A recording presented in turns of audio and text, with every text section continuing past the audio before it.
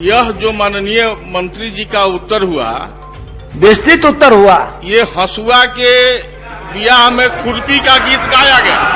मुहावरा इन लोगों को बड़ा पसंद है, बराबर मुहावरा बोलिए। न जी बोलेंगे।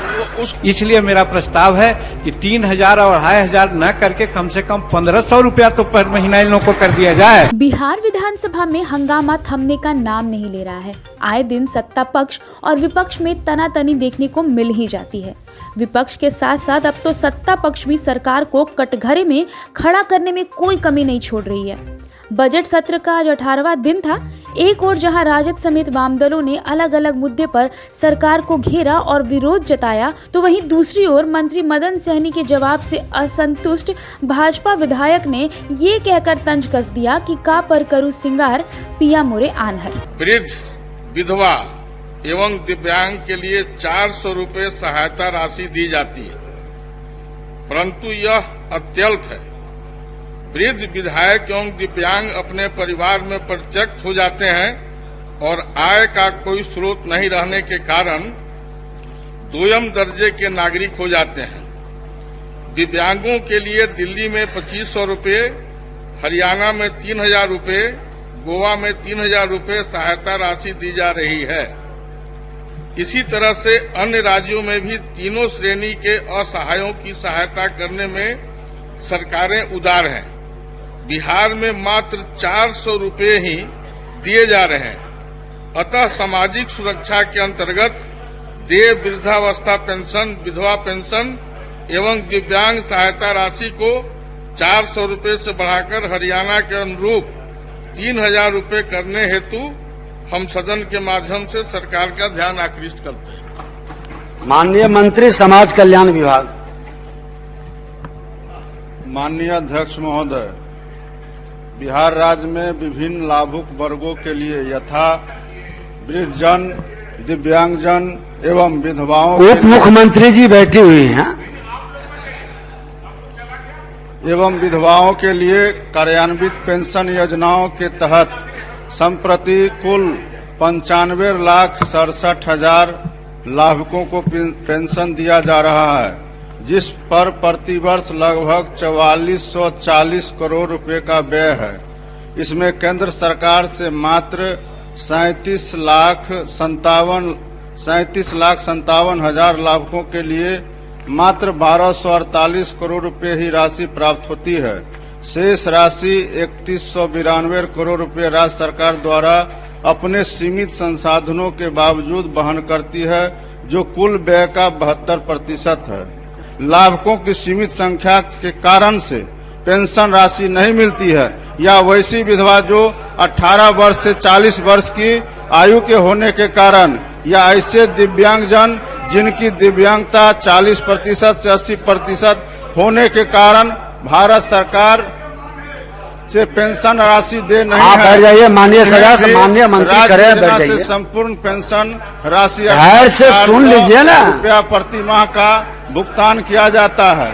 साथ ही ध्यातव्य है कि राज्य के सभी तो सुनने में तो पुण्य ही होगा ना। आच्छादित करने के लिए वर्ष 2019-20 में से मुख्यमंत्री वृद्धजन पेंशन योजना भी लागू की गई है, जिसमें बीपीएल की बाध्यता नहीं है, अर्थात एपीएल वर्ग के वृद्धजन भी इस योजना में पेंशन प्राप्त कर सकते हैं, बशर्ते उन्हें कोई सरकारी, पारिवारिक या अन्य सामाजिक सुरक्षा पेंशन नहीं मिल रहा हो। संप्रति इस योजना में 25 लाख से अधिक पेंशनधारी को पेंशन दिया जा रहा है एवं ऐसे लाभुकों की संख्या में लगातार वृद्धि हो रही है। उपरोक्त से स्पष्ट है कि राज्य सरकार द्वारा काफी बड़ी संख्या में लाभुकों को अपने सीमित संसाधनों के बावजूद राज्य योजना मद से पेंशन का भुगतान किया जा रहा है, जिसमें कुल पेंशन राशि का 72% राज्य सरकार द्वारा स्वयं राज्य योजना मद से वहन किया जा रहा है।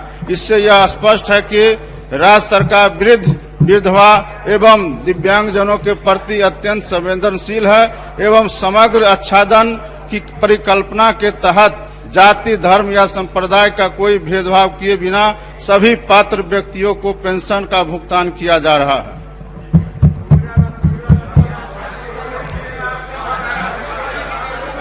इसमें वही पूरक पूछेंगे जिनका हस्ताक्षर है। इसलिए जो उंगली दिखा रहे हैं ऐसे ऐसे वो मत सम्मिलित होइए। माननीय अध्यक्ष महोदय,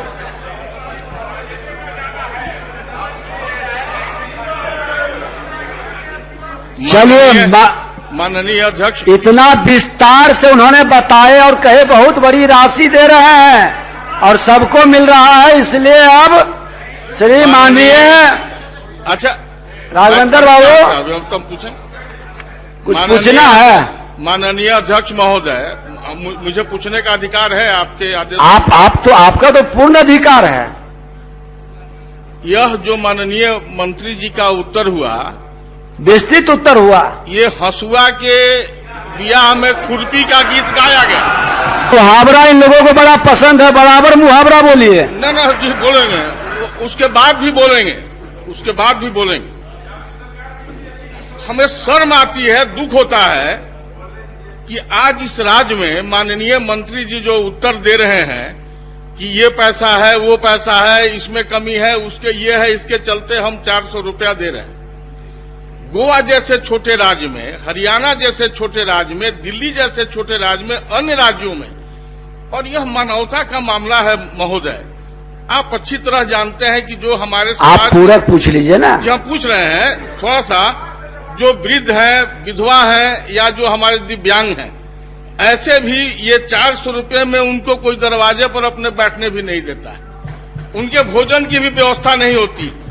हम सरकार से इतना ही चाहते हैं कि अन्य राज्यों में जिस तरीके से आज ये राशि बढ़ा करके दी जा रही है, सरकार कह रही है कि हमारे पास साधन की कमी। महोदय, साधन की कमी कहाँ है? रोज कम से कम 15 से 20 हजार ट्रक तो कोयलोर में निकाले जा रहे हैं। ये बहुत प्रशंसनीय बात है, लेकिन जिस प्रकार से महंगाई बढ़ रही है, और आपको अवगत होना चाहिए कि 200 रुपया प्रति माह लोगों को पेंशन मिलता था, जिसकी चर्चा की गई, और उसको 2015 में 4000 किया, 400 किया गया था। आज हर जगह महंगाई बढ़ी है, हमारा बजट का आकार बढ़ा है, तो वैसी परिस्थिति में हम आसन से सेफगार्ड चाहते हैं, सरकार से अनुरोध करना चाहते हैं कि विकलांग हैं, विधवा हैं, बूढ़ा हैं, उन सबका योगदान है बिहार के उन्नति में और बिहार के साथ में। वैसी परिस्थिति में अगर सब जगह बढ़ाया जा रहा है आकार योजना का और राशि दी जा रही है, तो इन लोगों के साथ अन्याय क्यों हो रहा है? इसलिए मेरा प्रस्ताव है कि 3000 और 2500 न करके कम से कम 1500 रुपया तो पर महीना इन लोगों को कर दिया जाए। दरअसल आपको बता दें कि भाजपा विधायक राघवेंद्र प्रताप सिंह ने वृद्धावस्था, विधवा और दिव्यांग पेंशन का मामला उठाया था। उन्होंने कहा था कि अन्य राज्यों की तुलना में बिहार में ये सहायता राशि काफी कम है, महज 400 रुपए। विधायक ने कहा दिल्ली में दिव्यांग को 2500 रुपए और गोवा और हरियाणा जैसे राज्यों में 3-3 हजार रुपए दिए जाते हैं। इसको देखते हुए बिहार को भी ये सहायता राशि बढ़ानी चाहिए। जवाब में समाज कल्याण विभाग के मंत्री मदन सहनी ने कहा कि अन्य प्रदेशों की तुलना बिहार से नहीं की जा सकती है और बिहार उनकी राशि की तुलना भी नहीं करेगी। राज्य में 95 लाख लोगों को सहायता दी जाती है और उसका 70% बिहार सरकार वहन करती है, इसलिए ऐसा संभव नहीं है। मंत्री के इस जवाब से विधायक जी नाराज हो गए। उन्होंने आपत्ति जताते हुए कहा कि हसुआ के बियाह में खुरपी के गीत वाली बात हो गई। पहले तो सैया गए कोतवाल, अब डर काहे का बात होती थी, लेकिन अब कहना पड़ेगा कि का पर करूं सिंगार पिया मोरे आन्हर।